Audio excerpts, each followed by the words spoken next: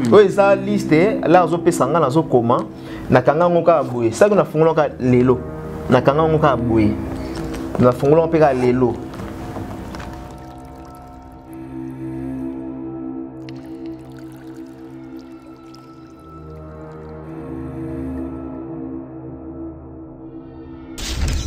sangage que Mike Lokamba et héritier Watanabe parce que combo na zone kuna.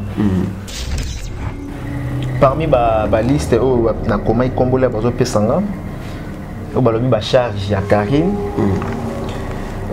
Cynthia Wadol aza parmi ba charge ya Karine ton a Pamela Chekola ni kenda potozi charge kasi nini qui ne risque rien à rien bon que poto pona qui charge comme de mimi poto voilà pour ba charge qui ne va pas poto fait basali Juvenal Kibala oh il est à la troisième position, donc charge à Karine.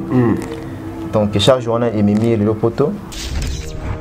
Yvette Kalombo, charge à Karine. Tania Mabedi, charge à Karine. Zombori, charge à Karine. Angunza Mbalambe,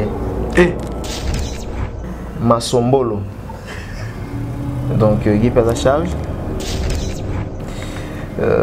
Les Ketchuma Monamboa. Afilora. Il pèse la charge à Karine. Jaël Lou Koki. Balobi, il y a la tournée qui s'est fait habiter hier et pêcher dans 3 cours. Goudir n'est pas bien. Jaël, à longue la liste. Il y a longue. Goudir. Il y a Goudir à répécher. Il y a un droit de l'héritier. Oui. Si tu as ce moko, Afrique Info avec Franck Stemai, Yandankala, Twende. Ngate buna lo bien c'est héritier mtalobi que non.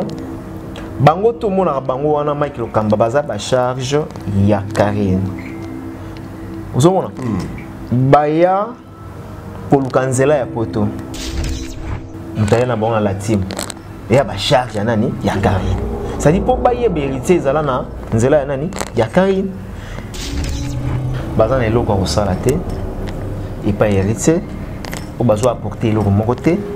O ba ko salate. Ezaki ba fingila ka héritier. Hein? O ba ko salate pas héritier. Nde ba fanda ba kits na bango, nde ba fanda bandako na bango. Ba fingila ka héritier te ba musicien ya bato ou bien ba basi ya ba musicien ya bato. C'est simple. Oui, à se reconnaître bangoté. Et puis charge wana selonga nazo détailler on a ba conteste belé. Fait charge là sous Zamukala ya mutu, là sous memela mutu basai que naza ba audio mais ceux qui permission héritier dans tout naïe soit personne permission de publier yango. Pour to lingi to longula artiste na ba fardo wana. L'artiste doit rester sur le plan professionnel, c'est-à-dire pour hériter les lois bêtes en Afrique du Sud et c'est une mouton finga musicien et c'est une mouton te fa bundele sope na nengeni non. Bana King, Bana Dar es Salaam, Bana Poto, Bana Mokil Mobimba, Cité FM Moko, Afrique Info avec Franck Stemai, Yandankala, Twende. X-Bass Maranura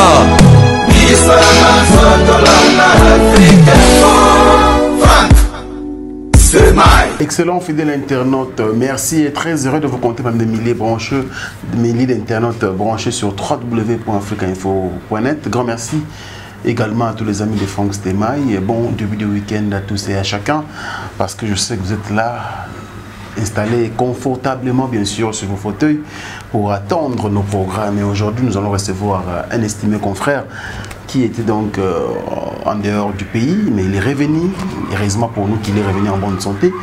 Lui c'est qui? C'est Mike Lokamba, 3 fois archevêque. Bonjour. Bonjour Franck Stemai et l'excellent. Donc voilà, j'en profite à cette occasion pour dire un grand merci à toutes ces personnes pour du côté à Sudaf. Donc là je vois directement Elle dit la Joslandu, Mato Bayambi, vraiment très très bien. Et j'en profite aussi pour remercier à Boston Gam Motomoro bien. Et pourquoi pas à la grande fondation qui est PM Fondation. Là, je vois directement Papi Monzali. Donc, merci à toi, Franck Stéman. Et puis, on a abordé surtout Africa. Afrique Info. Donc voilà, on est ensemble. Je souhaite te souhaiter un bon retour dans Moka parce que vous avez beaucoup d'habitude. Toujours comme d'habitude. Voilà, je peux que vous remercier. Merci. Alors, Mike Lokamba, déjà pour nous,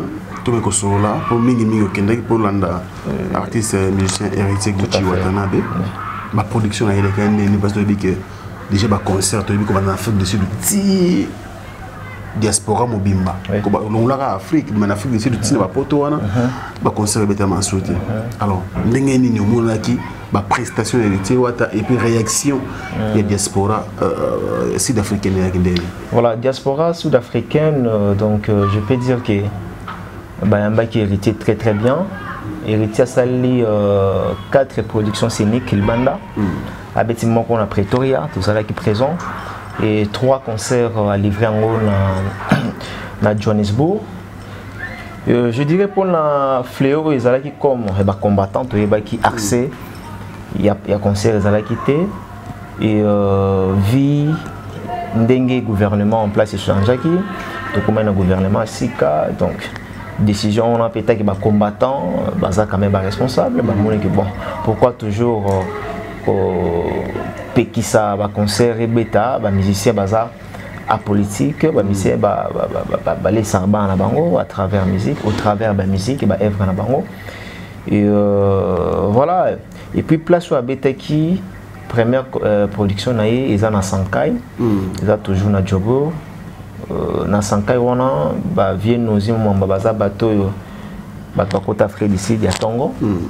Sur même les musiciens respectent même les combattants parce que y a des autres non des place il y a nos bazali preuve que JB Bafali Sobaling Baboua quand même dédicacé Baboua toujours nos mwamba pour dire que cette personne a la crédibilité et puis a homme d'affaires et l'air a bien ça qui héritier parce que là qui déjà n'a combattant.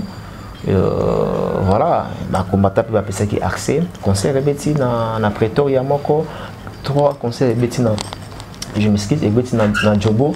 Donc concert naie sur le plan de retourner ba combattant, dérangement ça quitté. Sécurité ndenge za la baka c'est au ba 1000 coûte rien. Ah bon? Voire même que ba combattant va côté ba concert. Bah et puis ba un peu bon na bango. J'ai vu aussi ba maître Banama Tongi n'a pas si bon beauté. Bazala qui peut voir donc c'était très bien passé. Ok, c'est très bien passé mais on me dit là qui na Banama imususu bandeko bana Afrique ba résident ou ba fandi sa makambo na Sidaf tant bazo sola bandeko lo banini pas exception wana héritier Gucci et Watazui et c'est le cas lié na politique to y azuma exception pour na makambo mususu pe. Il y a une exception pour la société, donc ils allaient toujours liés pour la politique. Est-ce que vous que l'Afrique du Sud parmi les pays où les combattants, les combattants très forts, les combattants où ils vie à la seconde, qui est poto on a un soubako que le peu mawa. L'Afrique du Sud beaucoup de combattants vraiment têtus. Donc, au TMP Boué, ils ont à l'exception des héritiers, donc ils ont toujours lié dans la politique. C'est un changement et salama, c'est un président Sika Akota et puis président Sika Koti. Donc voilà, ils ont à l'exception de mon côté, preuve que sauf imprévu, ils ont la Fabrice pour déjà solo là, Fabrigas pour livrer quelques concerts. Voilà. Ah mais est-ce qu'on a là qui musique congolaise pour nous? Ils ont toujours une place non comme d'habitude parce que ça fait très longtemps. Bah musique habite à Sokunate. Est-ce que bah congolais va toujours dans bolingo na musique congolaise? Voilà, musique congolaise n'a vu toujours en place. Et, tu sais, ça fait moins 10 ans, absence, il y a la production scénique à musicien à Bisso. Ils ont manqué vraiment de musiciens, ils ont manqué d'ambiance. Mais ça, on a des concerts tout le temps, on a moi aussi, on a des collègues, des retrouvailles. En tout cas, diaspora, il y a Soudaf, on a manqué en haut. Mais, et là, on a une analyse que la musique est bien, mais elle a toujours focalisé dans l'angle, c'est-à-dire dans la communauté seulement. Communauté sud-africaine, en tout cas, la musique est acceptée. Ah bon? Ils ont accepté. Tilelo, moi j'ai fréquenté beaucoup d'endroits.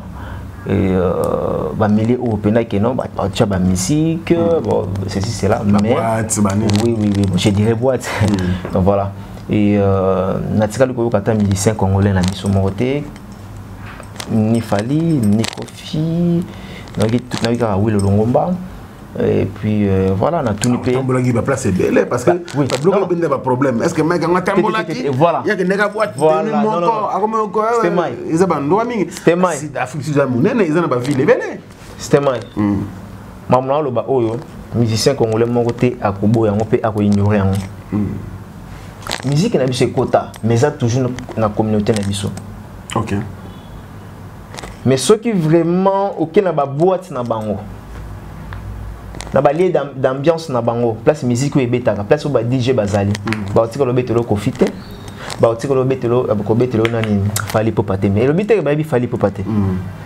mais bien Fali a joué chanson ça va featuring na ba Arkeli Fali ça ba featuring na ba musicien américain et belé ba yib na ba Fali mais toujours le ba kenon au dimat na biso vraiment par rapport à musique étrangère voilà par rapport à la musique étrangère tout le monde ba Davido bazali Davido a tout le temps ba rebande la paix Davido au monde très bien na fandi sika moko 4 heures de temps 5 heures de temps ba beti Fali te na fandi sika moko ba beti hérité na fandi sika moko ba beti Kofite donc pour dire que to koti vraiment na mboka on a été donc voilà. Alors, en tant que journaliste, autant que au sein de mon expertise, mener mon enquête, selon vous, qu'est-ce que la musique n'a besoin de faire là pour que cette musique n'a besoin de la communauté, autre que la communauté congolaise? C'est simple, mon frère ami Franck Stema, c'est vraiment simple. Ils savent à côté que la culture n'a besoin de banda, de featuring. Dans cette émission, mon co, na Soudaf, la même question. Na tuna ibango, bozana star nini oyo. Parmi ba star na bino, pope sangata 3 stars o ba ibani makasi batangelenga ba kombo na bango ba na bosani ba kombo. Ngai na question otuninga awa na olobake ba musicien na biso, il faut basala ba featuring aussi. Na ba musicien wana. Moi je pense pas que non, Fali par exemple la sali featuring na star moko ya sud-africain. Na star moko ya sud-africain. Et déjà au teki illuminayo, au teki image nayo, au dimati nayo emati. Ozomona, au dimati nayo emati. Pour ndule oyo, lokuta mabete ndule oyo batu bayaka, ya ba mission na biso. La plupart ils en ont ba communauté na biso. Pour moi vraiment sud-africain na yi, le baki sud-africain wana akoma, moi sud-africain ils a 50-50. Admala msona congolais. Vous comprenez? Yinda koya. Mais vraiment que les sud-africains où à l'endroit trouve Davido, en réalité. Donc ça ba ça ba featuring na ba musicien il y a mboka wana pour bateka pe image na biso bateka culture na biso ba luki ba star o ba ça pe na succès kuna. Le par exemple héritier a sali featuring na musicien mo raza kuna mboka wana. Déjà carrément héritier l'air roya prochainement voyage na yemo teke ba yambe bien na ba sud-africain mo bimba. Donc c'est un peu ça. Très bien. Et ça qui si mo roté ça no ba featuring. OK, Michael Okamba, mais est-ce que par rapport à votre la communauté la biso congolaise, c'est peut-être ta communauté. Ouais. Boulou na biso ningu nous omona en kuna. Ouais. En tout cas, merci. On s'attendait à la question vraiment. On lit. Musicien, c'est là, mais à biso mo. Voilà. Mais ça ira bien. Ouais, boulot na biso, ils a bien. Et mais ça m'a bien na bateau, bah ça la m'a bien. Au bord qui n'en a anglais moi m'a bien. Franck, aujourd'hui, nous sommes fiers parce que nous sommes attaqués bien à 100%, mais toujours maîtrisons quand même. Et on a salé une investigation là. Pour nga so na komi na mboka na lukana na koliate tout cas on a étudié terrain qui n'est en ni ba musicien ni baza combo ba musicien ni zobeta c'est là. En tout cas félicitations à Franck Stémaï, on a parmi bateau le Afrique du Sud compté parmi les journalistes. Na obse pelo moko bateau ba clashara bateau afingaka ezate bango e ba mboka libanda ba respectera bango. Ezate mboka libanda oyo ba pesa bango ba honneur o ba pesi biso. Donc s'il faut attendre non ba meilleur journaliste ba bozala 4 à 5 Franck Zanakati ou ba bisinga ke bosala musala très bien. Pour les gens qui belé bango abula ke basala musala bien mais libanda ba compter binoté bana ba quantité. Donc musala biso qui est bien mais sauf que ba tozo déplorer anglais ya ba bêtise anglais oyo ba dérapage sur salama trop surtout backlash insulte gratuite donc côté diaspora on a biso vraiment d'accord on a bisoté mais pourquoi le Kamba parce que tout les question on bon plus rapidement et ça on dit comment le Kamba est-ce que beaucoup ça la thème ngambona et c'est là kofinga na mutaye ko recadrer mutu na ndenga mabe backlash kofinga ba musicien est-ce que mboka na bino etambola ndenge ni kuna bino botika na Kinshasa est-ce que beaucoup de association monte bosala na répondre bon on a répondu bango na bino to ça une association mais même le sala qui non sous bâtiment ya fondation pardon association na biso et ça appuie aussi photo ba clair il y a biso mo ka te gouvernement quand on a na mundu qui tena na masasi tena na film beauté na que ça muta ça émission mais ce qui loi et quoi ni be quoi carrément bande ko na ba bala ba manga ba ça na ba réserve ba ça ba biloko wana c'est bon que no biso ba otie ba tie biso maboko te to toi biso mo to ça l'état te toi l'état te pour to ça la auto il faut réglementer ngona ndenge le gouvernement se charge na voilà carrément il ça bien pour que ba dérapage on est longwa mais ba se respecter toujours ba to ba ça na ba bien voilà. Mike Lokamba, 3 fois archevêque, bien sûr, patron, il y a Africa Elengi, donc voilà, il nous a invité à l'histoire de l'eau. Je sais que la question est belle, sincèrement, on retourne à Nyos, sauf rien. On retourne à Nyos, je vous rassure qu'il retourne à Nyos, parce qu'il est disposé à répondre à toutes nos questions. Voilà pourquoi je pense jamais à Siko. Merci beaucoup. Et convalescente, mais Naïbi Siko, ça va. Je serais bien parce que santé zone malam ou mercerie John de Loire et n'enfant pas comme les autres, mais aussi notre avec Belisha, pourquoi pas au Bogard de Birmingham, le plus beau de Birmingham, le vieux José Moulumba, le cœur de Béni Barcelone, pourquoi pas Yaouli Moucheni, le code mondial et aussi nous le quitte les sponsors officiels, nous le quitte Mr. Uptown, Never Give Up. Grand merci pour tout. Je n'oublierai pas aussi Bandekotou Bandengrab à travers le monde. Alors, Mike Lokamba. C'est bien au Kendaki, mais bizarrement, est-ce que l'Afrique du Sud, les musiciens vont rater? Parce que tout le monde est limité à l'émission héritier.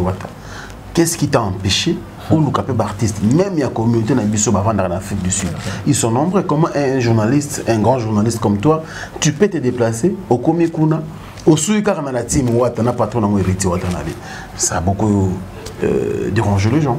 Moi, je pense que Franck Stémaï, c'est une question de piège, mais aux Angaté parce que déjà, la salle de rectification, et on a salé déjà cette émission, un musicien congolais a évolué en bon, tu vas excuser vraiment. Non, Azana site s'il vous plaît, Azali. Mais parce que ça promotion non. Bon, vérifiez peut-être sur l'occasion, mais c'est pas permis, il faut y aller dans Moutou. Non, c'est un artiste partenaire dans le direct. En fait, c'est la première fois, on a eu Tokutana, la première fois. On a présenté Ngaye, a évolué Awa, tu as tout ça l'émission pendant Ridi, je crois. Ridi Boyoko. Ce qu'on a ça qui, voilà, ce qu'on a ça qui émission, à anniversaire il y a Ridi. Ils ont ouais on a JB. Bah on a raté bon mi balé. Bon zo bela. Ma biala mutu na ma biala. Ma biala. Ah. natiki kumba yo wana mabia na yika yo wana la pesi mbote kotazali donc yo wana donc mabia yo wana parce que émission na ye na EasyGate les amol tout ça émission na ye très très bien donc moi question na yo et mériter maman réponse et en tant que journaliste sur commis ils ont raté au lukabato baibani il faut lukaper au propulser au promouvoir aussi ba œuvre ande comme sous bazo émerger kuna j'ai quand même ya ko kande kwana donc voilà tout ça trésor bien voilà yo wana oui ngana bango ya musana biso donc ba clash na bango te mais promotionner alors et là parce que tu as pris du temps on continue au bino biso tu as critiqué au même titre que yo moko Mike Lukamba pourquoi aujourd'hui tant ya ko Lukamba musicien moi des 3D mais trésor m'a bien là oui on dit mais au saki nae mais pourquoi l'oreille va me sous-sauter casse non faut t'attendre parce que ça dit à 14 jours en fait te programme pour une émission en ready faut t'attendre il y a ça il y a pas une occupation parce que à l'heure actuelle là naza kuna nani donc on a vu son nani artiste comédien nani Linda Brifi la merveille avant pour baser la production mon lobby dimanche les gars donc il s'allait sur que non il fallait ngana zonga déjà il est à préparer concert na Linda donc voilà je pense que ça fin du monde naza déjà na accès na Afrique d'ici na visa na anytime à rozonga multiple entrée comme na lingi sur na zongi pour ça émission là bon très bien Mike Lukamba 3 fois archevêque sur toutes nos questions c'est parce que l'émission que tu as réalisée avec Héritier Wata ça a créé beaucoup de bruit attends une question bien parce que attends mutumo te so yambinga nde nazabu ya tuna ba question là pour na nino yambika bato ba yebani otiki bana mai wana belle question. Merci beaucoup Mike Lukamba. Et monsieur ça que Héritier Wata il y a qui un objectif nini Mike Lukamba parce que après la diffusion de cette émission il y a eu des bruits par-ci par-là. C'est quoi l'objectif de cette émission? Voilà, objectivité ils a qui que juste dans l'inga qui Héritier a sa mise au point au regard et à bandeko oyo dans le bon clair en tout cas fixé objectivité à émission on a un bac qui Héritier j'allais juste voulu Héritier à recadrer certaines choses oyo peut-être batuba raté batuba comprendre raté la linga qui Héritier à ça la mise au point na fardeau baladi ça Héritier qui yo tindara batu ba fingela yo ba sa ba musicien ba fingelo ba musicien donc voilà importance vraiment il y a émission à ça qui Héritier toyeba vrai héritier parce qu'apparemment le quoi héritier le bas marambo le bas rawanate non le bas tu penses que tu vas une équipe nationale les équipes moro et finge la héritier ba musicien et finge la héritier ba c'est ba musicien comme voilà et puis on a la ligne qui juste héritier à recadrer à clarifier un peu la chose voilà l'objectivité pardon l'importance de cette émission et ça qui voilà l'importance de cette émission mais est-ce que tu sais que au moment où nous parlons, Mike Lukamba, cette émission a créé beaucoup de problèmes, a créé beaucoup de bruit sur la toile. Voilà, a créé beaucoup de bruit. Je ne sais pas, Franck Stemaille, moi je suis journaliste. J'avais seulement des questions. Les réponses, toutes les réponses, c'est qui a Héritier Watanabe. Moi, je ne sais pas, si comme Melenga. Bakolienga la ba habité nga ba question za ikaka yanga ba réponse ezala qui Héritier Watanabe est-ce que ba question nanga ezala qui au fait na intention nini c'est ça justement nga ba yeba Mike Lukamba nga ba intention nini derrière la tête pour nga intention ezala na ngote ba to lelo ba commission na ba intention mabe na kabola na nga na sala boye na linga ki boye non ba question nanga ezala simple je vais te poser des questions à l'artiste Héritier. C'est lui qui m'a répondu. Peut-être ma réponse n'a pas été un peu trop vite, mais la question est un problème. La question est un problème, mais jusqu'à aller voir la personne la maman. A combien que Mike Lukamba a déjà dans la liste. Il y a Batu Oyo, Bazali Bacharge, il y a Karine, a commis ça karaté. Donc, après, c'est par là que Bandeko Moussou Babi, bon, ce que émission, après émission, il y a eu encore un entretien. Oh, c'est là qu'il était plus de charge, Moussou, il va charge, au moment quelque part, ça va te créer des problèmes. Non, non, si la maman, moi je trouve que si la maman, elle a écrit ça, ou il ne sait pas. Il est bisexuel. Comme la maman, tu dis à moi. Voilà, la maman, elle a fait bambote. Donc voilà. Et si la maman vraiment peut-être à connaissance des causes. Connaissance des causes, nous avons informé Non, non, non, à connaissance des causes, je voulais dire par là que émission juste dans ça avec héritier. Et c'est ça le bagage que Mike Lokamba, oya na flat na hotel onga na zali na ulakisa yo ba audio ya moko na moko. Po mona ke no ngai na tindaka mutu moko ta fingela nga neni musicien. Ya kasi il faut ya ko filmer yango o ko filmer yango. À ce moment-là, les bateaux peuvent interpréter on a n'enga mabe. Ozomona. Mamba ba charge ozoloba. Ngate buna lobi yango c'est héritier mtalobi ke non. Bango to mona bango wana Mike Lokamba baza ba charge ya Karine. Ozomona. Baya kolukanzela ya poto. Baza na kento. J'ai aimé même les beaux vocabulaires où héritier utilisé. On a dit du Congo central. Kento. Keto. Keto, hein? Ils ont keto, keto, hein? Ils ont keto. Kento. Keto. Ils ont keto. Keto. Keto, la guesse. Bon, Kento, ils ont qui de déformation. Bah, sorti ça, il y a Congo, en tout cas, vraiment. Quel ban on tire loin. Ça, c'est une rectification. T'es bango de baby moi trop les gars, ils sont qui Congo. Mais ngala on bilan keto. T'es Kento qui ça ça. Ah. Keto n'est pas un nenga kini sigo. On a Kento, on a des mots bien. OK. Keto. Keto, voilà. Keto ali. Voilà. Voilà, yango wana. Abin, ezate pour la même Karine na facilité. Et comme il a fait bango facile, na même bango na poto. Ba na keto bango nyoso tourna. Eza Mike Lokamba ke muta utiliser ba propos bon. Et voilà Franck Stemay. Nga la salle émission juste na poser ba question héritier à répondre à éclaircir makambo. Na tune héritier. Lelo ozalaki na mutu bien. Lelo alongwe. Ba foutu na monnaie des singes.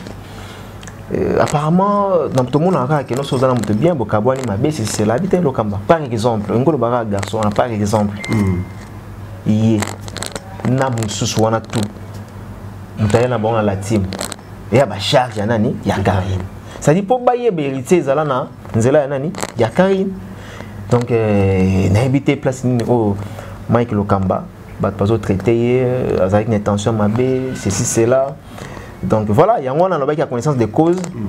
La maman a comment qui station. C'est référent dans ma héritier. Voilà qui est Mike ba me la flash ba l'accès ba audio, c'est vrai aussi peut ba. Ça qui peut dire. Nyonso. Rondima. Nyonso. Naza ba audio mais ceux qui permission héritier na retourna so apesa nga permission to publier yango po to lingi to longola artiste na ba fardo wana. L'artiste doit rester sur le plan professionnel, c'est-à-dire pour héritier le loi bêta en Afrique du Sud et sengi mutu moko ta finga musicien et sengi mutu moko te fa bundele so pe na ndenge non so moni que non aux journalistes kende ko sala émission kende ko sala promotion héritier par exemple nga na kenda ki na Souda na sala promotion. Vous comprenez? Il y a musicien, ça la promotion est bon. Mais tu lingi la promotion, tu que non, na finga fali pour héritier. Na finga wera pour héritier. Na finga si deviment pata pour na héritier. Et zo abouti na musique héritier ne logo moroté. Donc voilà. Ils ont abouti na musique héritier logo moroté, mais ceux qui sont en liste en ceux qui vont dire que c'est dans la liste, reste tout dans la liste. Non, il n'y a pas de problème, hein. Il n'y a pas de problème. Dans la liste, la journée dans la flat. Attends, comment il est? T'es là, ça. Obimisa ko on a un problème. Oui, ça liste là zo pesanga na zo comment na kanga ngoka boye. Ça que na fungola ka lelo. Na kanga ngoka boye. Na fungola pe ka lelo. Oh. Nsambe ya makambo yo. Na fona tika musalo yo. Pesa parmi ba liste ya bat oyo. Il faut que aider à battre. Si tu veux aider, il faut que aider. C'est-à-dire, ce genre de personnes, il faut ba déguerpir bango au sein de la team Wata. Ce que tant on ba déguerpir bango na kati ya la team Wata. Balo ba kombo héritier te ba la team Wata te ou bien ndengene to comprendre. Comme ça la mission ba journaliste certes ba aux autres peut-être. Bon ce que bon parce que ba lo anime. Pour ça la mission à libre bien pour ça l'émission attends comment ba artiste ça sans problème. Non pour ça l'émission autant comme héritier un problème était. Mais ok, non, vous savez l'eau pour battre mon héritier de Tatindi. Donc je suis aujourd'hui parmi le premier témoin héritier. De toute façon, c'est dans le lobby. Dans le cas de la journaliste, on a mon héritier, ma belle, héritier, on a 12 héritier, on a un finger. Mais si on a dit que non, on a un zanango, on a un héritier, on a un fingi, fali par exemple, il y a fingi, oui, en son outil de la paix, héritier, boss, na saliboué. Héritier, on a recadré, et la mbala souka, na lingi makambote, boka atene, boma. Quand on a mon affaire, conscience dans les zones. Je te dis vrai, na côté la paix héritier, na côté l'héritier. Mais ce que ma chère Joma que le Cambozo soit est-ce que première suite après liste en obi mamwe ko lando asi pour déjà toute émission wana wata go gamtono répondre to yebi ba multiples émissions et ça mi belé mais c'est quoi après liste au ngotanga est-ce que ces gens là d'après yo ba kotiko kimia non ngana sandu hote Franck Stéman na zape bankité na boma makambo makambo ngana zo beza juste ma héritier watanabe ceux qui bango ba sala o ba yo sala ba multiplier sur ba émission c'est un problème té et puis ngana zate pour na sala na l'équipe le lobo na salibo non ça juste première émission dans les cas na aussi les bateau et ça et pas Franck Stéman donc voilà. Ça va permettre. Tanga, moi je te permets, il n'y a pas de problème. Liste ça déjà na boto sani. C'est votre je te permets mec le camarade na yamio, ba question ça ngi ba réponse ça yo. Voilà. Comme tu veux peut-être que le balcamo c'est important pour un héritier ou pour un artiste. Il n'y a pas de souci, on ne va pas t'empêcher. Voilà parmi ba liste na koma ikombola bazo pesanga. Au balobi ba charge ya Karine. Cynthia Wadol. Aza parmi la charge à Karine. Charge dans le contexte belé. Selon. Ça veut dire qu'il faut reconnaître Bangote. Oui, il faut reconnaître Bangote. Et puis, charge wana selon là, dans le détail, on a le contexte belé. Fait charge là, sous Zamukala, Yamutu, là, sous Mimela, Yamutu Basaik. On a contesté dans le sous. On a évité de contester. Et pour ça, on analyse selon Franck Stéman. Ton a Cynthia Wadol, charge à Karine. Ton a Pamela Chekola. Charge kasi nini qui ne risque rien à rien. Bon, qui poto pour qui charge comme des mêmes poteaux. Voilà. Pour la charge à qui ne va pas poteau pour basaler. Juvenal Kibala. Oh. Il est à la troisième position, donc charge à Karine. Donc charge on a Emimi le poteau. Yvette Kalombo, charge à Karine. Tanya Mabedi, charge à Karine. Abiri Zombori,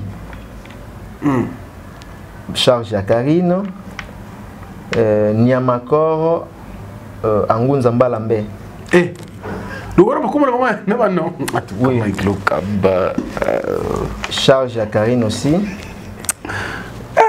Faut nous aller concentrer pendant longtemps. Il n'y a pas tout ce temps. On y va. Bon, mon cas de temps, Angunza Mbalambe, ok, ça combat. C'est le gars Niamakoro. Ah, mon isigo, voilà. On va casser dans l'investigation. Voilà. Dans le bagage, on a Kinshasa pour nous détailler sur le bateau. Nous avons janvier, Masombolo. Donc, il y a pas de charge. Les Ketchuma Monamboa. Vous allez concentrer s'il vous plaît. En tout cas, ok. Vous allez concentrer. Voilà. Donc, ça n'engage que Mike Lokamba. Ça n'engage que Mike Lokamba et héritier Watanabe parce que combo na zone okuna. Et puis ça engage aussi dans l'émission na sala inae. Afi Laura, il est payé à charge à Karine. Jaël Lou Koki balobi la nationale héritier faire bité il y a repêché na 3 coups. Goudir n'est bien. Jaël à longue na liste. Il y a longue. Goudir. Il y a Goudir à repêcher. Mais il y a un droit de l'héritier. Oui. Oui. Donc voilà. Parce que on a abandonné sur même question mais sous une autre forme. Oui. Qu'est-ce qu'ils ne doivent pas faire au nom de l'héritier et qu'est-ce qu'ils doivent faire? Non. Bazana eloko salaté. Un d'abord pour te répondre très bien. Bazana eloko salaté et pas héritier. Au besoin apporter eloko mokoté. Au bakoki ko salaté. Ezaki bafingila ka héritier. Hein? Au bakoki ko salaté pas héritier. Nde ba fanda ba kits na bango, nde ba fanda ba ndako na bango. Bafingila ka héritier te. Ba musicien à bateau ou bien ba basi à ba musicien à bateau. C'est simple. Au cas où basali bongo. Voilà décision artiste na évité. Au cas où basali mon na évité ngati. OK. On a évité. Donc voilà, na évité où yo mo écrire so penser, na évité. Voilà.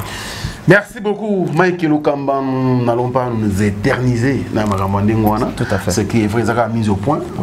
Tout ça là, tout ça sans problème, sans rancune, sans je crois que ce soit. C'est une émission élaborée et puis voilà, et au salabiso bien. Éternisé hein?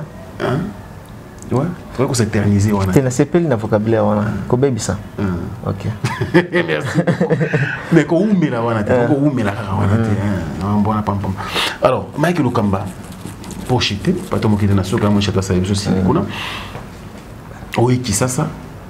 Moussa Skoibandi, alors nous attendons aussi beaucoup d'albums. Il faut tout bosser en terre. Il faut tout bosser en terre et faire rigolo d'ici là. On va voir des albums.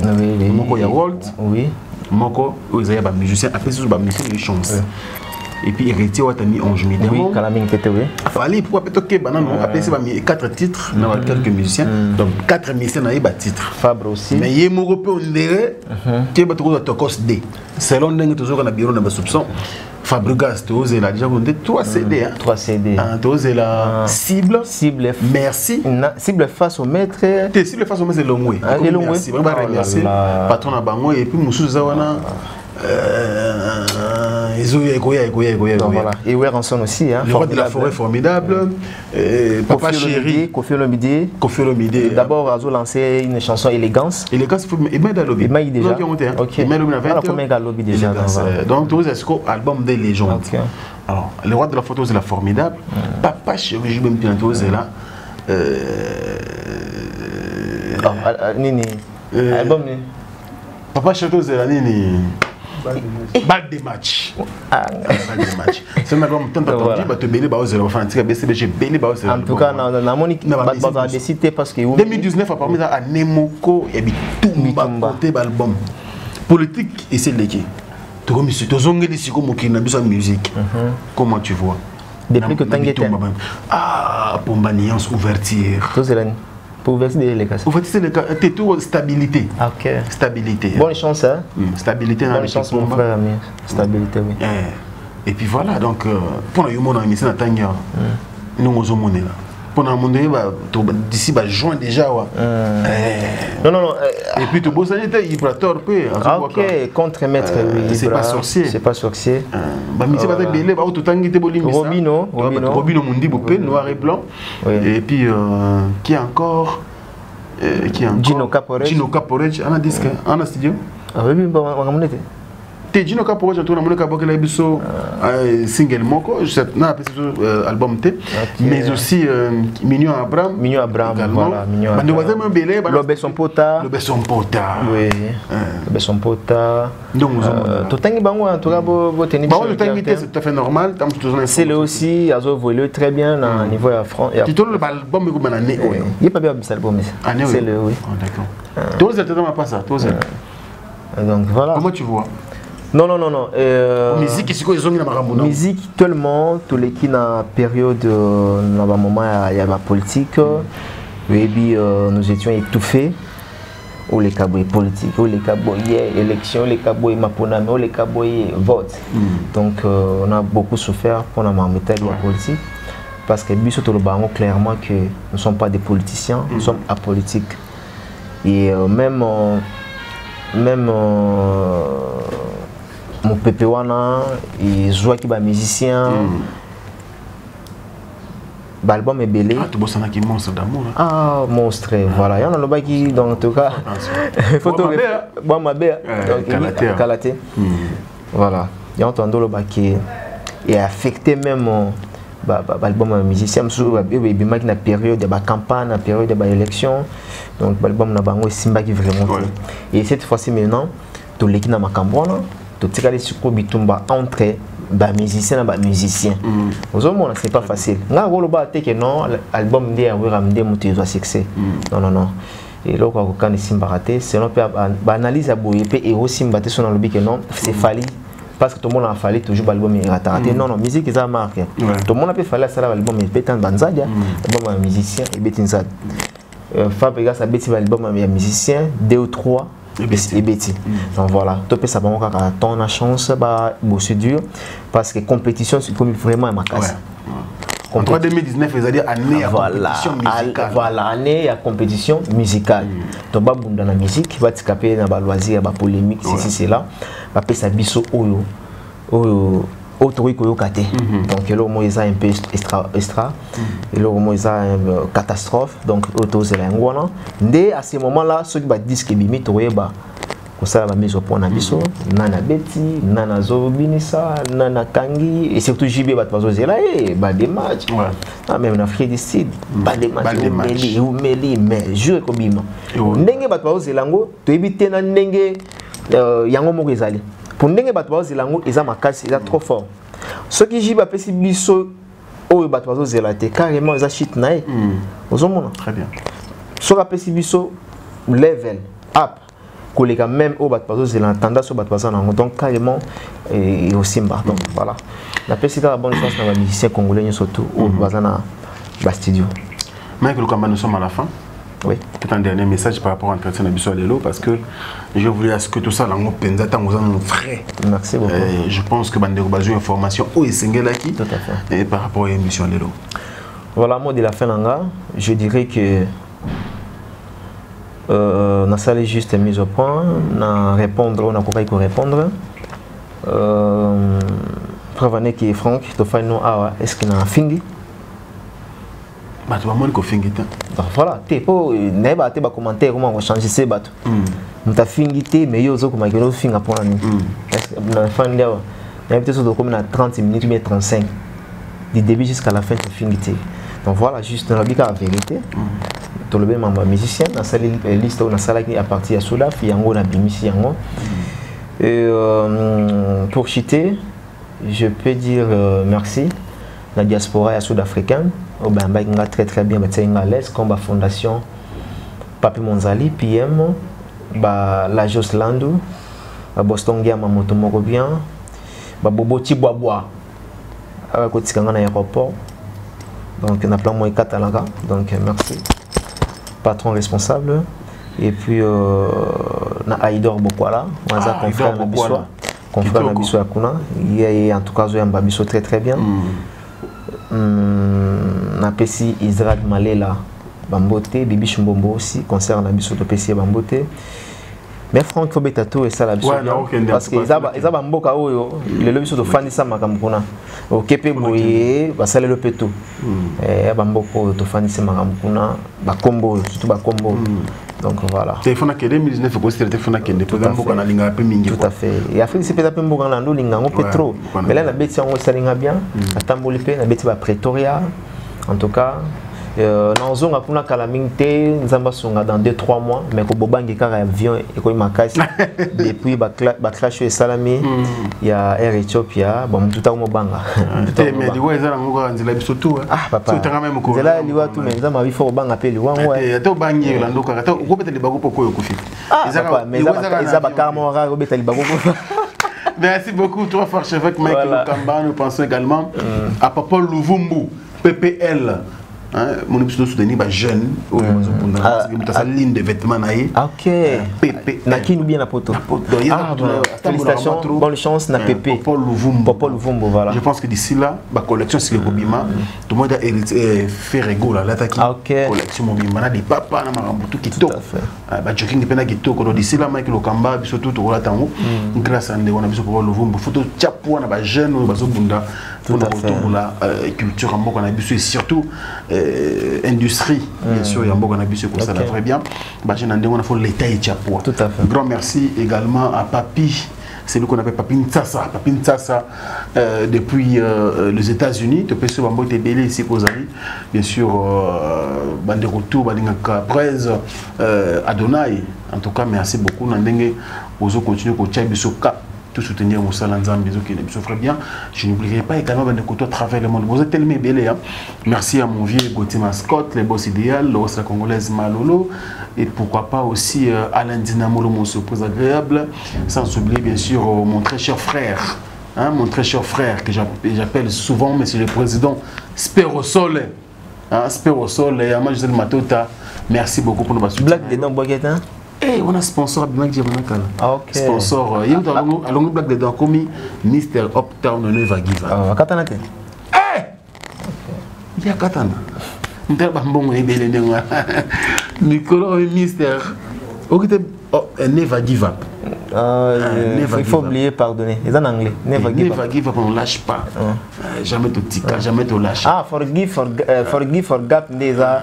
Il faut oublier, pardonner. Never give up, ok, jamais. Mister Uptown, donc au-dessus de la ville. Donc, toujours dans les bons. Alors, à travers le monde, merci beaucoup. Abonnez-vous massivement sur notre chaîne Africa Info, chaîne YouTube, page Facebook. Africa Info, qu'on trouve bêtement sur l'auteur politique parce que quand on appelle quand on a toutes les informations vraiment fraîches et ça s'ouvre bien. Merci à ton colo pour la réalisation de cette émission. Merci à toi Michael Okamba. Merci Franck Stéman. Voilà, merci beaucoup de plaisir. Merci également à vous tous et à très bientôt. Surtout prenez bien soin de vous car chaque jour est une vie. Au revoir.